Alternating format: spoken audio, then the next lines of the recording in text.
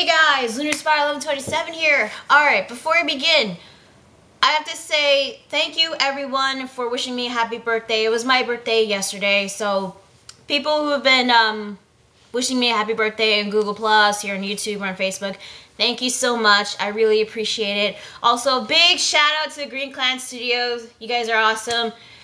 Yeah, that's basically it. So now, Naruto Chapter 611, Arrival. The rookies and the allied shinobi forces have finally arrived, and all I gotta say is, it's about goddamn time! But then again, there is this new sense of hope that Naruto might be able to defeat Madara and Obito and the progenitor himself, but really? Come on. I mean, yeah, you got over 40,000 people with you. Give it or take a few. But you're facing off against freaking Madara Uchiha and the Juubi, the freaking progenitor of the shinobi world. Maybe we might expect some character death? Some huge impact, a sense of danger in this war that we haven't felt in a really long time, ever since Madara first appeared? Because, quite honestly, not a lot of characters have died. There was no sense of danger. That's why the Quincy invasion was better in Bleach than it was here in Naruto. So, fingers crossed for a character death. Not characters that I like or characters that, you know, are really popular. Just characters that are minor enough, but they will have a huge impact when they die. Come on. Devastation. Needs some sense of danger. Character death. Keep my fingers crossed, Kishi. Come on. Alright. Before I stray out of topic here, Naruto Chapter 611. It begins with Killer Bee launching Bijudama at the Juubi's eye. And compared to its size, the Juubi must be freaking huge. I mean, the Bijudama is like this size, the size of a pea. And right before it could hit the eye, the Biju, this is my favorite part, the Juubi, it just flicks it like it's just a tiny pea. It just flicks it. And it hits Killer Bee right after he flicked it away from him. I'm sorry, I don't know if the Juubi's a he or she. I just have to call it it. Yeah, so Juubi flicks the Bijudama towards Killer Bee, and it hits him and Gyuki. I thought that was pretty cool. And then the Juubi was about to hit Kakashi and Naruto with one of its tails, but the Naruto, who apparently was a Kagebushin, a shadow clone, pushes Kakashi away so he wouldn't get hit, and of course the clone takes the hit. Then Obito thinks back to when he saved Kakashi back at, Kanabi, back Third Ninja World War and Kanabi Bridge. He was like, "You remind me of yourself, Naruto." Yeah, just like when I was young, but that'll all change with time. Oh, silly Obito. Naruto is not like you. He's not a butthurt Uchiha who gets over emotional for every little thing. Silly Obito. We see, the Bijudama actually took a huge impact on Killer Bee. You can see that he was starting to bleed. He's starting to get a couple of injuries on his body. The Kyuubi, Kurama, he's got a couple of tails that are cut off in his full Biju mode. Kakashi is severely exhausted from using Kamui for launching Killer Bee at the Juubi, so that takes a toll on him, even though he got chakra from Kurama. Also, Kurama had no choice but to release the full Biju mode because he didn't have enough chakra. Apparently that was going on for 8 minutes. 8 minutes. So anyway, Kurama has no choice but to gather more chakra, but that's going to take him time, so Naruto has no choice but to buy Kurama some time. And same thing goes for Gyuki. He had no choice but to release his full Biju mode as well. And that leaves Killer Bee, once again, got some serious injuries. He's also exhausted. Guy is still exhausted. I mean, you'd think Kurama would give Guy some chakra so he could, help out and fight against the Juubi, but I guess not. So I guess all that's left now is Naruto, and he is about to, about to use shadow clones again. But Obito and Madara says that it's pointless, that there is no chance that they have with just mere shadow clones. There is also a bit of a dumb Naruto moment when Madara says, a half-assed band of ninjas can't even reach a consensus. And Naruto goes like, "What you call me?" I was like, really, Naruto? He doesn't even know what consensus means, which means an agreement. And then Madara just tells him, "You're dumber than you look." You know that?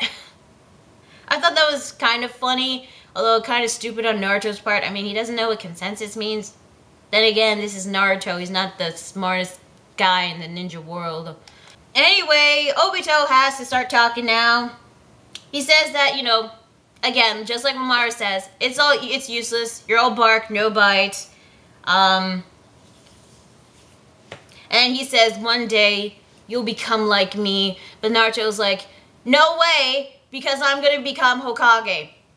Honestly, I think Naruto's priorities have been pretty screwed up. He wants to be Hokage in one moment, and then he wants to go save Sasuke. He's freaking obsessed with it. Then he decides that he and Sasuke are both gonna die, which means that he's not gonna become Hokage. Then he decides to become Hokage again, which I guess he's still sticking with it. But then he still wants to decide. Then he still wants to save Sasuke and become Hokage, and now he wants to become Hokage. Seriously, Naruto, make up your mind. Do you want to become Hokage or do you want to save Sasuke? Because last time I checked, you were willing to commit murder-suicide when it came to Sasuke. I hated that arc.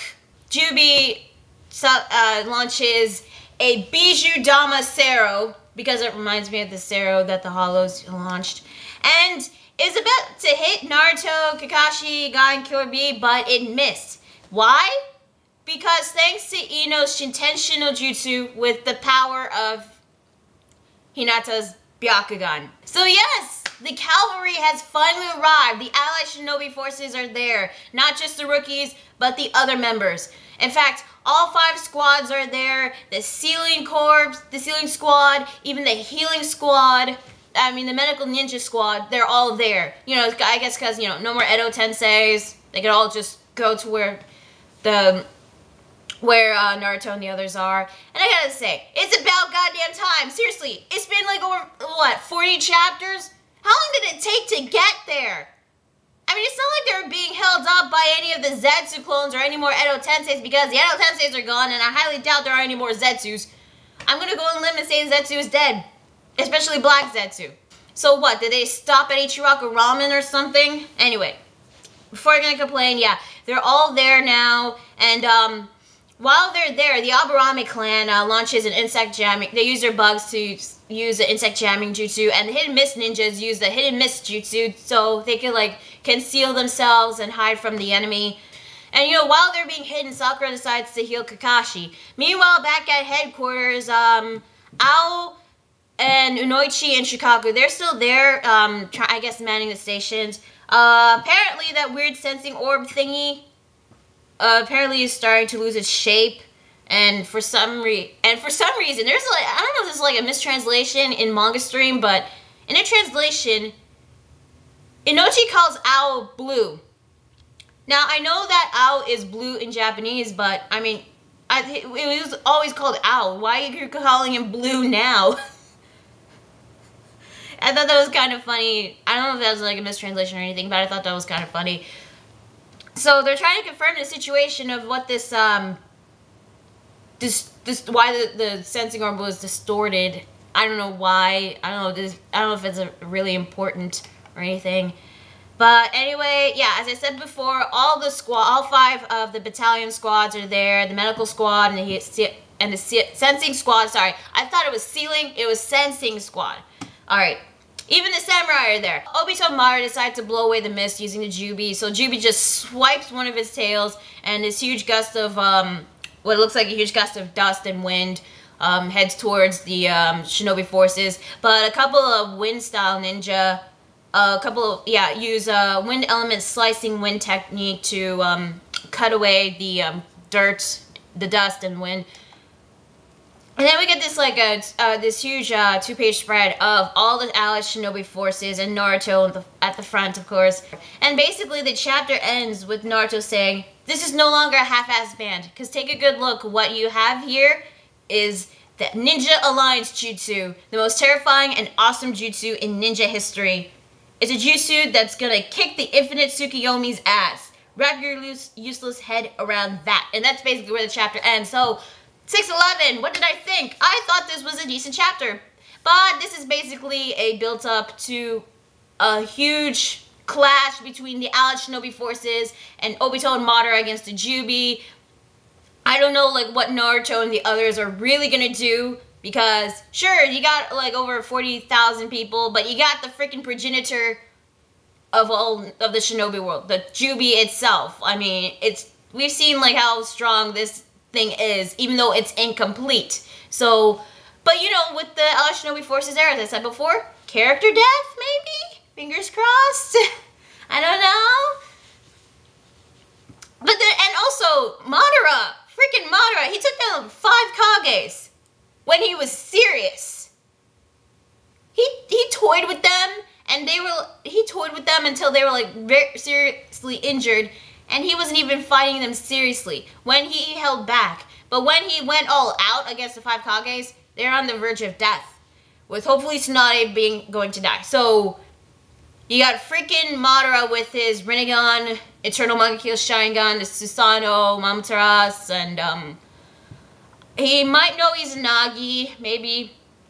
Plus Immortal Body and freaking meteors coming out from the sky. What can Obito?